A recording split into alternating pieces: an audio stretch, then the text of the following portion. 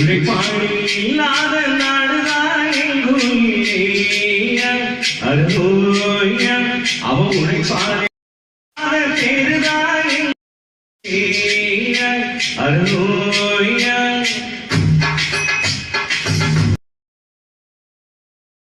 இல்லாத நாடுதான்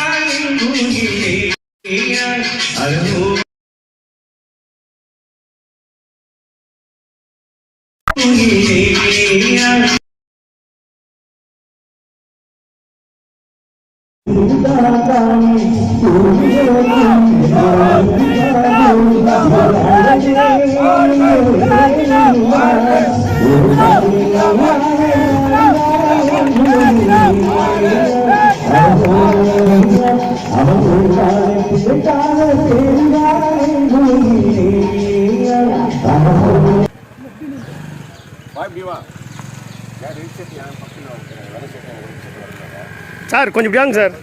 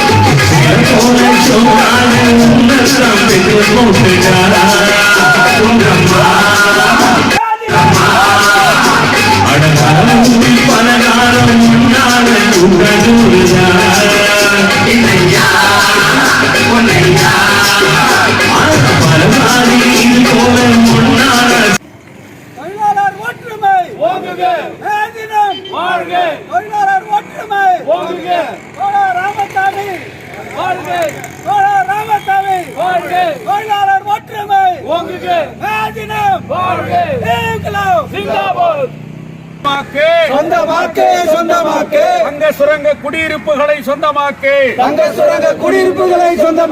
நிரந்தரமாக்கு, நிரந்தரமாக்கு, நிரந்தரமாக்கு, பெமல் கான்ட்ராக்ட் தொழிலாளர்களை நிரந்தரமாக்கு, சட்டமாக்கு, சட்டமாக்கு, 31,500 ரூபாய் கூலி உயர்வை சட்டமாக்கு, சொந்தமாக்கு, சொந்தமாக்கு, தங்க சுரங்க குடியிருப்புகளை சொந்தமாக்கு, ஏற்படுத்து, ஏற்படுத்து, தங்க வயலிலே புதிய தொழிற்சாலைகளை ஏற்படுத்து, நிராகரிக்காதே, நிராகரிக்காதே,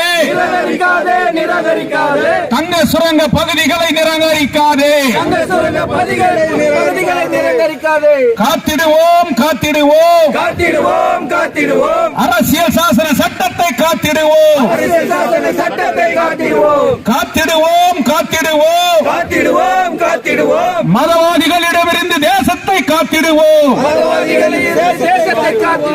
CBI, CBI, working class unity, working class unity. இங்கே இந்திய கம்யூனிஸ்ட் கட்சியினுடைய கொடியை ஏற்றி மே தின விழா நடந்து கொண்டிருக்கிறது. இந்த பகுதியிலே இந்திய கம்யூனிஸ்ட் கட்சியை வலுவாகவும் எப்படிப்பட்ட ஒரு சூழ்நிலை ஏற்பட்டாலும் ஒரு லட்சியத்தோடு நான் இந்த செங்கோடியை ஏந்தி நிற்பேன் என்கின்ற அந்த வீரமிக்க தோழர்கள், தோழர் ரஞ்சித், தோழர் ஸ்ரீகுமார், தோழர் கவியரசு, மறைந்த தோழர் கோதண்டன் அவர்களுடைய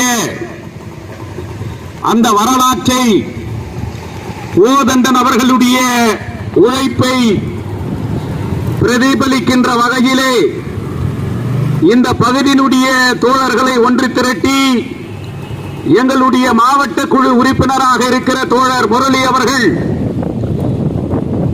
தோழர் கிருஷ்ணா அவர்கள், தோழர் விஜய் அவர்கள், இன்னும் இருக்கின்ற தோழர்கள் எல்லாம் செங்கோடியை நாங்கள் விடவிட மாட்டோம், செங்கோடியை நாங்கள் ஏந்தி பிடிப்போம், தொழிலாளர்களுடைய உரிமைக்காக சாகும் வரை குரல் கொடுப்போம் என்கின்ற அந்த லட்சியத்தோடு இந்த மே தின விழா நடந்து கொண்டிருக்கிறது. அன்பார்ந்த தோழர்களே, 138 ஆண்டுகள் கடந்து விட்டது. உலக வரலாற்றிலே இன்றைக்கு உலகம் பூராவும் மே தினம் அனுசரிக்கப்பட்டு வருகிறது. கடைசி மூச்சு தொழிலாளி தன் உடம்பில் இருக்கின்ற அந்த ரத்தம், அவனுடைய உழைப்பு இந்த உலகத்தில் இருந்து அகலும் வரை இந்த தொழிலாளர்களுடைய தினத்தை தொழிலாளி மறந்துவிட முடியாது. 200 ஆண்டுகளுக்கு முன் பிறந்த மாவீரன் மாபெரும் மாமேதை கார்ல் மார்க்ஸ் அவர்களால் வடிவமைக்கப்பட்ட அந்த டாஸ் கேபிட்டலுடைய அரசியல் அறிவிக்கையை, கம்யூனிஸ்ட் கட்சியினுடைய அறிவிக்கையை உலகம் பூராவும் தட்டி எழுப்புவதற்காக சிக்காகோ நகரத்திலே 1883 சிமெண்ட் தொழிலாளர்களுடைய அடக்குமுறையை, அந்த ஆலை உரிமையாளர்களை எதிர்த்து நடத்திய அந்த மாபெரும் போராட்டத்தில் நடந்த துப்பாக்கி சூட்டால் அவர்களுடைய சட்டைகள் ரத்தத்தால் நிறைந்தது. அந்த குருதி தோய்த்தெடுக்கப்பட்டதுதான் இந்த செங்கோடி. இந்த செங்கோடி அடிக்க முடியாது, யாராலையும் மறைக்க முடியாது. கம்யூனிஸ்டுகள் புதைக்கப்படுவதில்லை, கம்யூனிஸ்டுகள் விதைக்கப்படுகிறார்கள். அப்படி விதைக்கப்பட்ட ஒவ்வொரு கம்யூனிஸ்டும் எப்பேற்பட்ட அச்சுறுத்தல் ஏற்பட்டாலும், எப்பேற்பட்ட தீய சக்திகள் இதை அடிக்க வேண்டும் என்று நினைத்தாலும் கூட செங்கோடியை யாராலும் எந்த கும்பலாலும் அழிக்க முடியாது என்பதுதான் வரலாறு. அந்த வரலாறுக்கு ஏற்ப இந்திய கம்யூனிஸ்ட் கட்சி கோலார் தங்க வயலிலே பல்வேறு போராட்டங்களின் மூலியமாகவும் தொழிலாளர்களுடைய அடிப்படை பிரச்சனைகளுக்காகவும் இன்றைக்கு குரல் கொடுக்கின்ற ஒரு தோழமை உணர்வோடு இன்றைக்கு தொழிலாளர்களுக்காக போராடி கொண்டிருக்கிறவர்கள் எத்தனை பேர் இருக்கிறார்கள் என்பதல்ல, எந்த நோக்கத்திற்காக, எந்த லட்சியத்திற்காக, எந்த குறிக்கோளுக்காக இன்றைக்கு குரல் கொடுக்கிறார்கள் என்பதுதான் கம்யூனிஸ்டுகளினுடைய எண்ணிக்கை. ஒவ்வொரு கம்யூனிஸ்டும் 1000 பேருக்கு சமம். ஒவ்வொரு கம்யூனிஸ்ட் இருக்கிறான் என்று சொன்னால் அந்த ஊரிலே திருடன் நடமாட முடியாது. கம்யூனிஸ்டுகள் இருக்கின்ற போது அங்கு அநியாயம் நடக்காது. அப்படிதான் இன்றைக்கு கம்யூனிஸ்டுகளினுடைய வரலாறு. இன்றைக்கு அன்பார்ந்த தோழர்களே, இன்றைக்கு நம்ம பகுதியிலே நாடாளுமன்ற தேர்தலுடைய வாக்குப்பதிவு முடிந்திருக்கிறது. இன்றைக்கு வரலாற்று சிறப்பு மிக்க முடிவை கம்யூனிஸ்டுகள் எடுத்தார்கள். இன்றைக்கு வெள்ளையர்களால் அடிமைப்பட்டு இந்திய நாடு அடிமைச்சலில் இருந்து விடுபடுவதற்காக இந்த நாட்டிலே கொடிகளை மறந்து, கொள்கைகளை மறந்து இந்த நாடு விடுதலை பெற வேண்டும். இந்த நாட்டிலே அடிமைத்தனம் இருக்கக்கூடாது. நாம் சுவாச காற்றை சுவாசிக்க வேண்டும். நாம் யாருக்கும் அடிமை இல்லை என்று தேசத்தில் இருக்கின்ற அனைத்து அரசியல் கட்சிகளும் நினைத்துதான் சுதந்திரத்திற்காக போராடினார்கள். அன்றைக்கு ஒன்றுபட்டு போராடியதால் இந்தியாவிலே வெள்ளையர்கள் விரட்டப்பட்டார்கள். அன்றைக்கு இந்திய நாட்டிலே சுதந்திரம் பிறந்தது. நமக்கென்று ஒரு அரசியல் சாசன சட்டம் பிறந்தது. அந்த அரசியல் சாசன சட்டத்தை வகுத்தது பாபா சாஹேப் அம்பேத்கர் அவர்கள். அந்த அரசியல் சாசன சட்டத்தால் தான் இன்றைக்கு 75 ஆண்டுகள் கடந்தும் கூட இன்றைக்கு இந்தியாவிலே ஜனநாயகம் இருக்கிறது.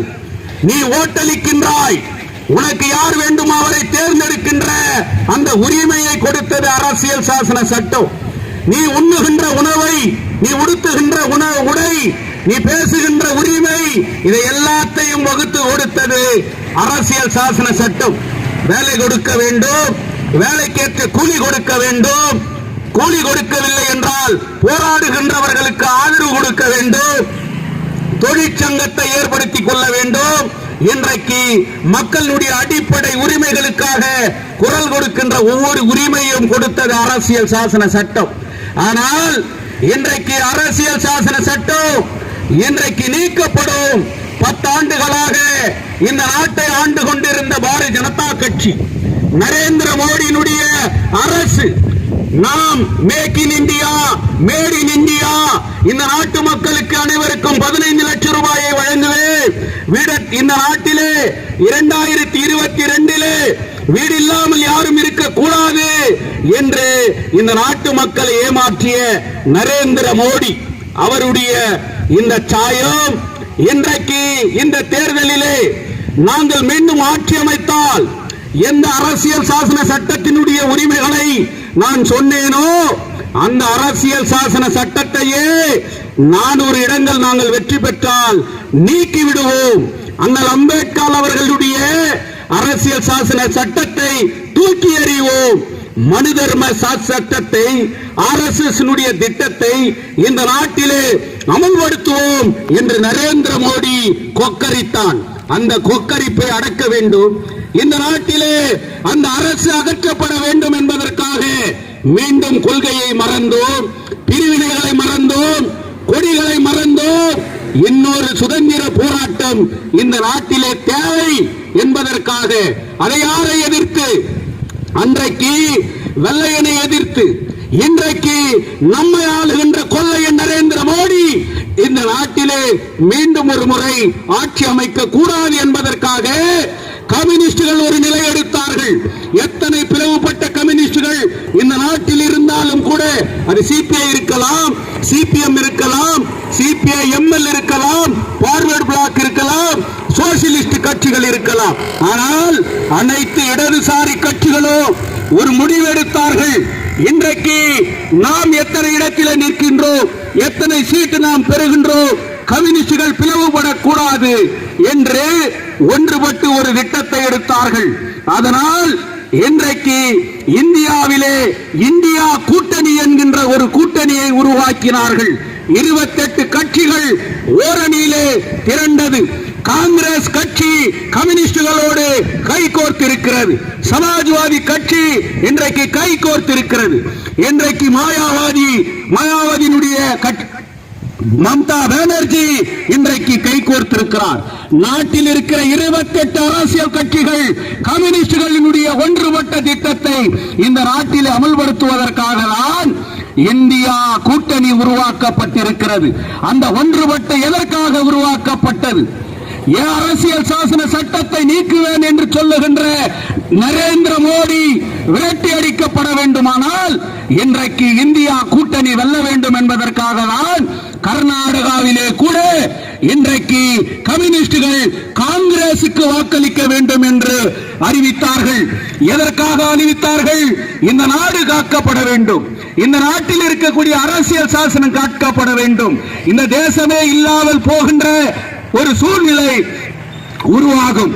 அதனால் இந்த நாடு முக்கியம், நமது கட்சிகள் முக்கியம் அல்ல, நமது கொடிகள் முக்கியம் அல்ல என்கின்ற ஒரே நோக்கத்திற்காக தான் இந்த தொகுதியிலும் கூட காங்கிரசுக்கு வாக்களிக்க வேண்டும் என்று இந்திய கம்யூனிஸ்ட் கட்சி ஆகட்டும், மார்க்சிஸ்ட் கம்யூனிஸ்ட் கட்சி ஆகட்டும் ஒரே நிலைப்பாட்டை எடுத்தார்கள். இன்றைக்கு காங்கிரசுக்கு வாக்களிக்க வேண்டும் என்று. ஏன்? இந்த நாட்டை காப்பதற்காக.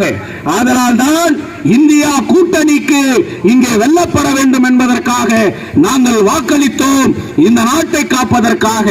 இல்லை என்று சொன்னால் மேதின உரிமைகள் 8 மணி நேரம் வேலை, 8 மணி நேரம் உறக்கம், 8 மணி நேரம் ஓய்வு என்கின்ற அந்த சட்டம், அந்த திட்டம் இன்றைக்கு இருக்குமா?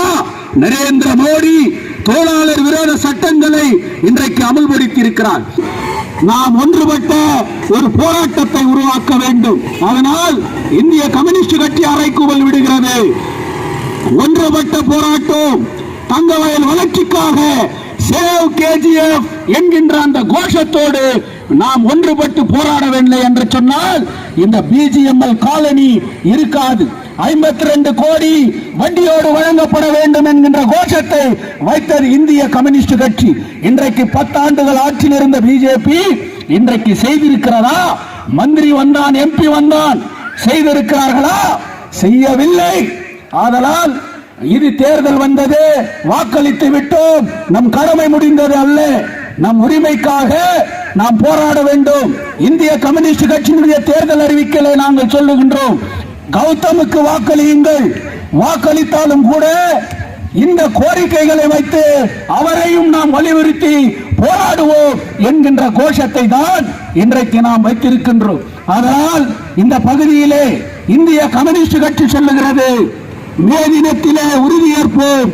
தங்க வயலை காப்பதற்காக, நம் உரிமைகளை பாதுகாப்பதற்காக ஒன்றுபட்டு நின்றால் மட்டுமே நம்மளுடைய லட்சியத்தை நாம் அடைய முடியும். கம்யூனிஸ்டுகள் பிளவுபட்டால் அந்த லட்சியத்தை காக்க முடியாது என்று சொல்லி இன்குலாப் ஜிந்தாபாத், மே தினம் வாழ்க.